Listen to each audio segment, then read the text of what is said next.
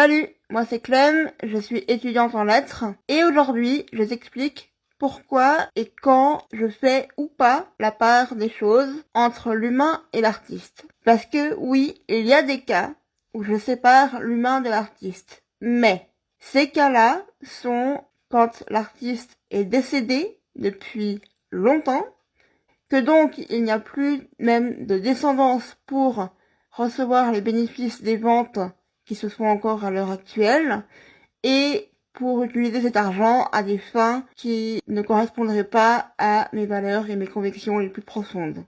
En revanche, quand l'artiste est encore vivant ou vivante, comme par exemple notre chère J.K. Rowling, non, je ne sépare pas l'humain, ou la femme en l'occurrence, de l'artiste. Puisque, dans son cas à elle notamment, et je parle d'elle parce que je lis généralement la fantasy, et bien sûr que j'ai moi aussi grandi en partie avec Harry Potter, toujours est-il que dans le cas de J.K. Rowling, on sait qu'elle finance des associations transphobes grâce à sa fortune qui lui vient essentiellement et qui continue d'être alimentée par la franchise Harry Potter.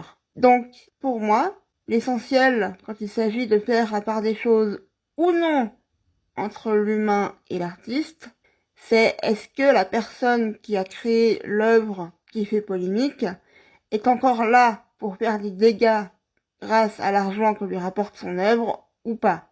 Un exemple, pour en revenir au début, quand je fais la part des choses entre l'humain et l'artiste, un exemple c'est T.S. Eliot qui a écrit The Wasteland, qui est un poème narratif dont je t'ai déjà parlé d'ailleurs sur mon compte, et il se trouve que j'ai lu et étudié ce poème à l'Uni. T.S. Eliot a vécu dans la première moitié du XXe siècle, il est maintenant décédé, et par ailleurs son poème est accessible gratuitement en ligne. C'est donc pour cela que je n'ai eu aucun regret à étudier son œuvre car elle est complexe, très riche et fascinante à étudier, quand bien même T.S. Eliot a malheureusement eu des propos antisémites lorsque la montée du nazisme a eu lieu dans les années qui ont suivi la publication de The Wasteland.